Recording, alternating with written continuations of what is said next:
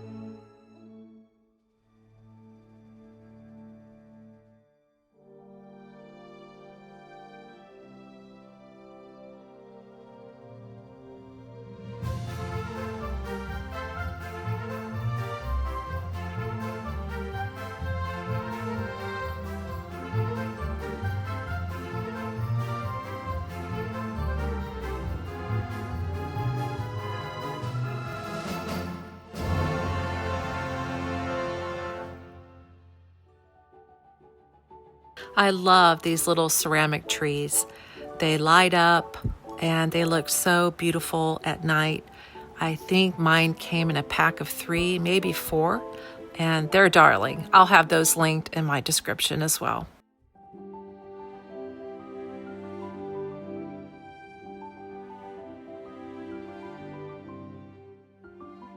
I bought this Nutcracker from Hobby Lobby, but I bought it out of state and didn't realize mine didn't have the little gingerbread man on top. I put on this large black and white bow to try to conceal it.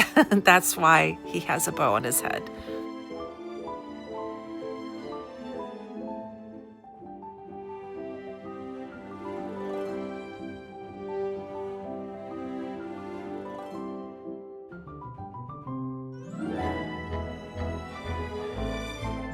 I do love candle warmers, and having a candle warmer at the entry makes for a really lovely scent when guests come over and friends. And I had someone come over last week, and the first thing they did was smile because they could smell the aroma of the evergreen.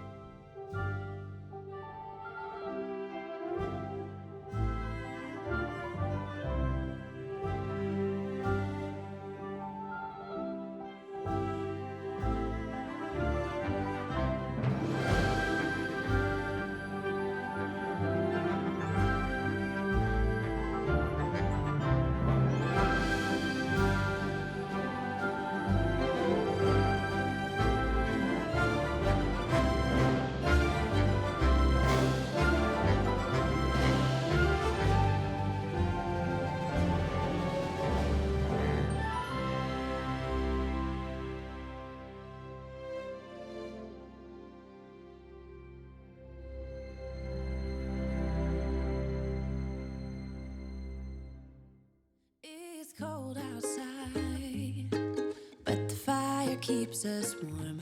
We can spend the night underneath the mistletoe. And I've gotten you a present that I put under the tree. Tomorrow it is Christmas, the first for you and me. The snow is falling down and the storm is on its way. But as long as you're When I tried to imagine what the North Pole would look like, one thing came to mind: candy, and lots of it. So I thought I'd make a little candy parlor on this little side table and bring out all the favorite candies from our daughters and my husband. Again, trying to make it as magical as possible in keeping with this North Pole theme. I think it turned out really darling. have you for myself in a cabin out of nowhere, just us and no one else. I've decorated everything till we're perfect for this week. Tomorrow it is Christmas. I can't tell you how much I love these old-fashioned candy dishes that I found on Amazon. They are really high quality. They are heavy duty, all glass, and they look beautiful. They are perfect for my candy parlor.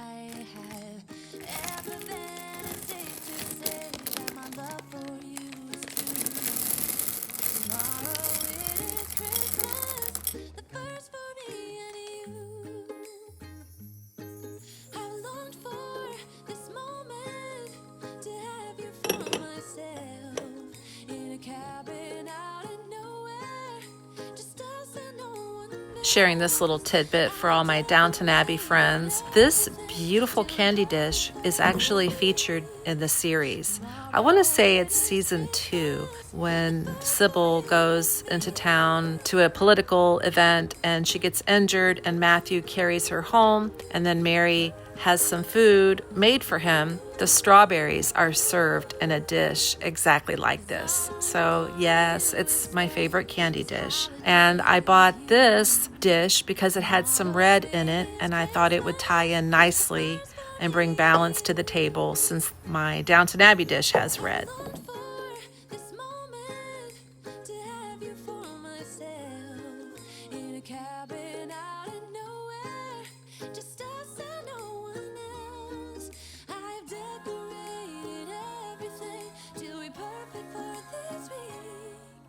Tomorrow it is Christmas, the first for you and me.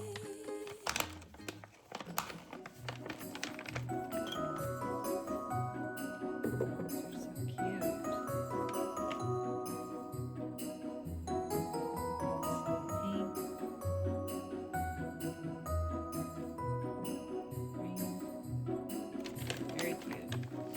Smells amazing.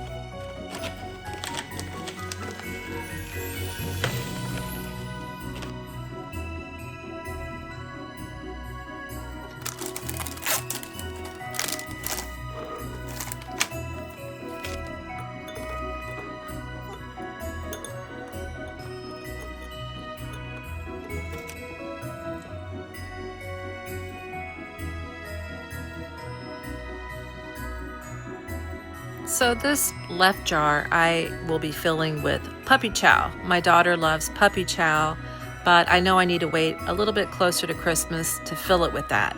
I end up filling it with something else for the video, but it is kind of empty for much of the video.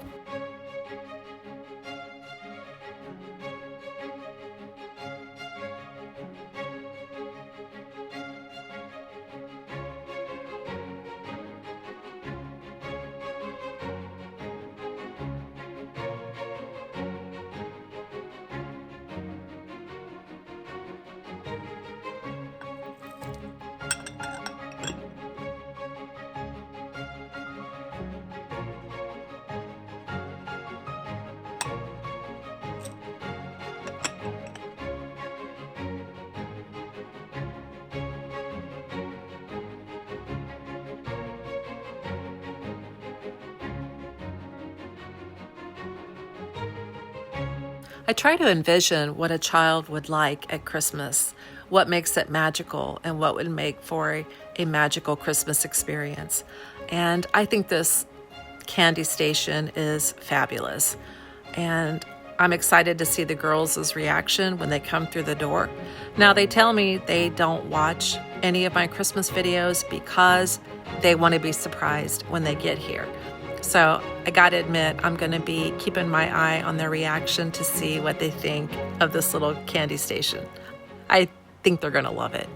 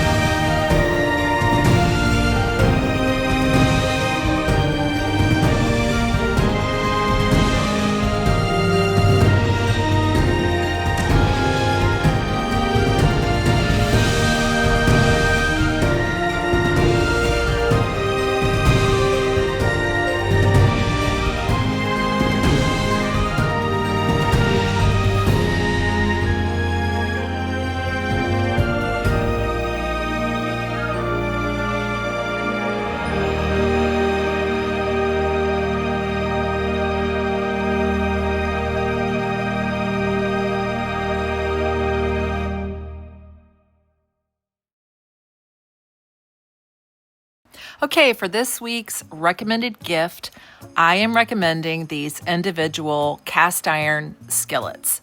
They are perfect for making a fabulous steak.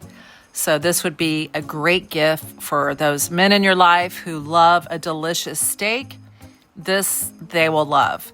My husband takes his steak very seriously, and he's going to go into that in a little bit more detail because he's going to actually walk us through how to make a good steak and how to use these cast iron skillets. The other gift I'm recommending are these individual sized mini cast irons. They make the perfect warm cookie dessert that's like a restaurant where they bring it out and it has a warm cookie with ice cream and hot fudge. This is perfect, and you can use pre-made cookie dough, and it does taste just like a restaurant. So I think anyone who has a sweet tooth or loves to cook will enjoy this gift. It's unique, but it really will come in handy. And so my husband is going to demonstrate how to use both.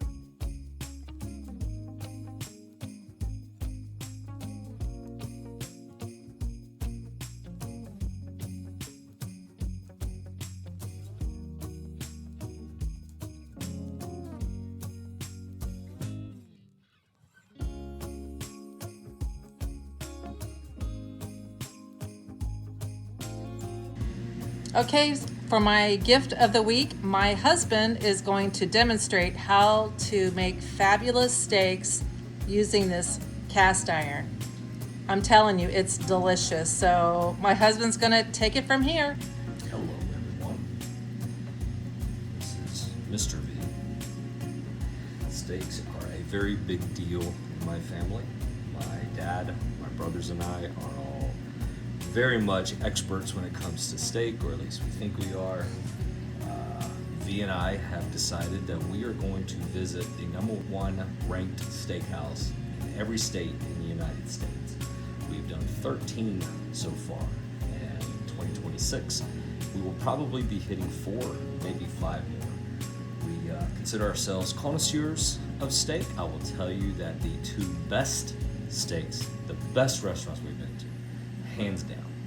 And it left me speechless at one, and it left V speechless at the other. It's true. So for context, our 2 favorite steaks are Peter Luger's at the Brooklyn location. Founded in 1887, it is a no-frills, just delicious steak. And it's one of the few times I've ever seen V speechless. For me, it was Hall's Chop House in Charleston, South Carolina. There are about 5 locations for Hall's. We went to the Charleston location for an anniversary trip, and it was just an amazing experience. And I don't think I spoke for at least 1.5 or 2 minutes. And one quick story, my brother took his wife there and to Hall's in Charleston, and he called me afterward, and we talked for 31 minutes on nothing but steak. So when it comes to steaks, we like it. So here's what we're doing today. This is very simple. I went to Wegmans, to the butcher shop. I got a dry aged ribeye. This is just a nice, quick, easy way to cook your steaks in cast iron. So this has been warming up now, the cast iron, for about 2-3 minutes. It's nice and toasty. I'm gonna do a little bit of olive oil. And we'll start searing for the steak. Now when I'm doing a steak, I sear it all over. The sides, the fat cap area, and everywhere. So do it about 30 seconds on either side. I'm gonna move forward a little faster for the sake of this video. And just kind of show that you just get it all seared on the sides.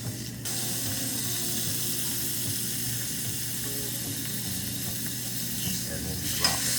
Now the way I get the steak ready is very simple. No marinade, it's just a dry brine. I coat it in coarse salt, stick it in the refrigerator, let the salt do its work and break down the textures and the fibers on the steak. And then I pull it out and get it back to room temperature before I put it on the cast iron. So the way I do this, and you're gonna understand why, is 5 minutes per side.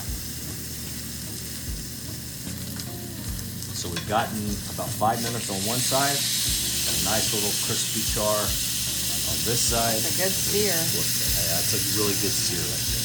So mushroom gravy. Mushroom gravy is an old family tradition of ours. It's very simple. It's just a can of cream of mushroom soup. Put it into the pan on medium. You want your heat on your steak to be piping hot, just sizzling hot. But for mushroom gravy, medium heat works great. So, a little bit of pat of butter, just a little bit of Worcestershire. And you just let it lose its congealed texture over some medium heat while you got your steak. All right, so we're gonna move back over here because now it's time to start paying attention to this steak. A little bit on the pricey side, but I actually do love it. So what I'm gonna do while this is starting to finish its sear, I'm gonna do 2 things. So first thing, I'm gonna take this, I'm gonna set it over here on the stove. I'm gonna let it go on medium heat and let it start warming. I'm gonna put a little bit of duck fat with a little bit more butter. And then I'm gonna just simply start spooning it. I would take the duck fat and the butter, and while we're finishing the sear on this side, we're just gonna start spooning it up and over your ribeye. So it's about an equal portion of butter and duck fat. So about 2 pats of butter, and about the same amount of duck fat. And I should go ahead and say that the mushroom gravy is a dipping sauce. So I put it on the side, and then I cut into my steak and I dip it in now. And it's really foolproof. Like, you can't ruin the mushroom gravy. That's right. We've actually walked away from it and come back and you just stir it. Like, you can't mess it up. But it has a lot of flavor. The cast iron individual plate is heating this entire time, right? Yes, and for the purpose of this video, I went ahead and put it on a little early. You really only need about 2-3 minutes just to kind of get it warm. It doesn't need to be super piping hot.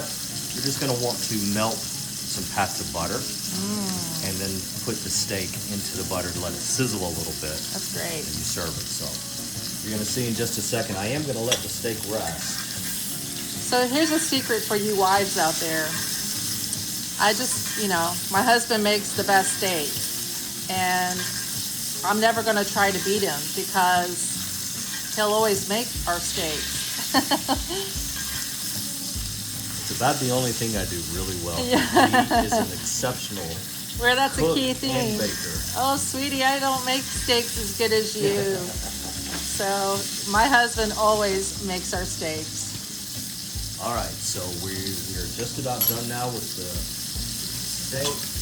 I'm going to use tongs. Never stick a fork or a knife into a steak while it's cooking. I'm going to set it right here and let it rest a minute. And what I'm going to do is, because I'm going to get out of the butter and duck fat, but I am going to take 1 spoon of this. Beautiful. Just let it kind of rest and let the duck fat and the butter kind of seep in. Yummy. So the steak has now been resting. The cast iron gift idea over here at the left has been warming up. So I'm going to take it off the heat, turn the heat off, come over here and just take a couple of pats of the butter. See, obviously it's going to melt. You want just enough to kind of cover the bottom. And then you take your steak.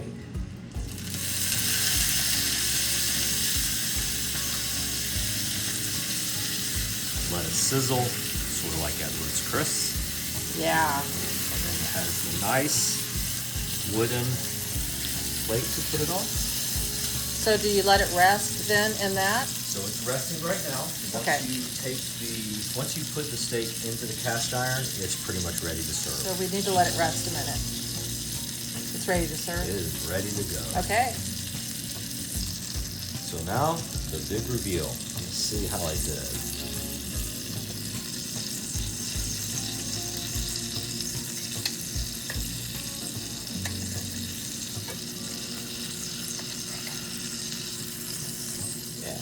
Oh, look at that. Beautiful. That is a nice medium to medium rare. Yummy.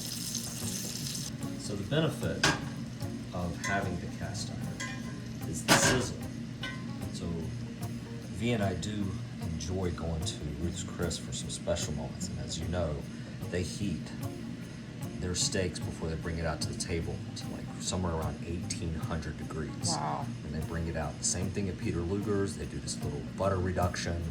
It comes out in a sizzling plate. And it's soaking in all those juices. And it's soaking in the juices. So you've got the juices for the steak mixing in with the butter, and then in this case with the duck fat, and it just really is fantastic. And this is pretty much a foolproof way to have just a delicious steak. Here we go. This is the moment of truth. And it has a handle protector. We didn't have it on before because it wasn't pretty. It doesn't go with Christmas, but it does have a handle protector because it's hot. Moment of truth. Oh man, that's good. All right. So good. He's happy. This is delicious. So this is a good gift for men. Would love it. Yeah. Men Steaks. who love their steaks, their beef, their meat. You can serve vegetables on this, so it's not even just a steak thing, but in our got house, it is a steak thing. So, Yeah. And, I can't give away too much, but I am giving one of these away as a gift this year. Yeah. All right. Thank you for showing us how you make your steaks. Thank you, lovely V. A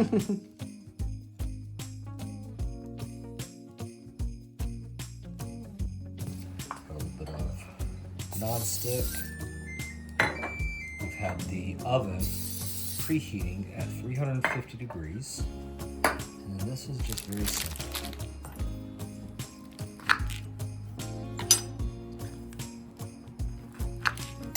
Get enough that you think will fit.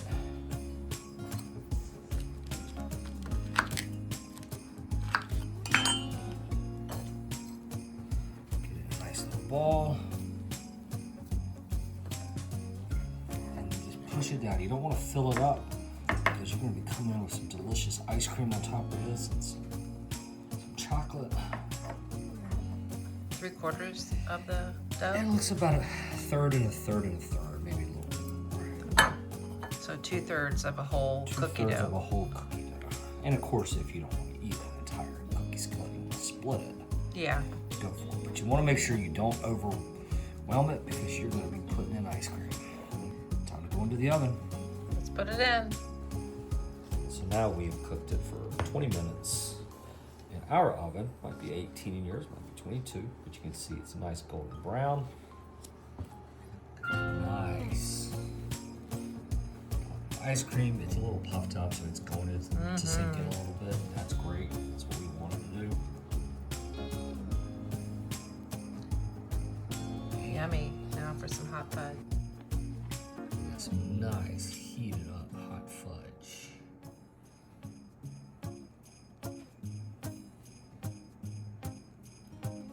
And there you have it, nice and delicious.